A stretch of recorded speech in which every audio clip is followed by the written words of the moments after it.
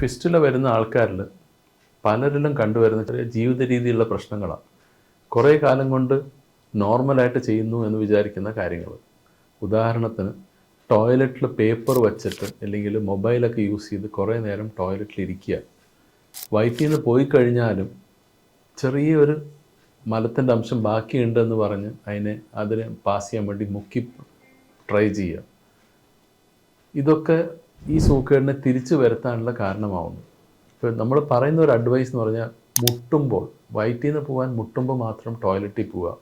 അവിടെ പോയി ഇരുന്ന് ആദ്യത്തെ പ്രഷറിൽ തന്നെ എത്ര പോകുന്നുണ്ടോ അത് മതി.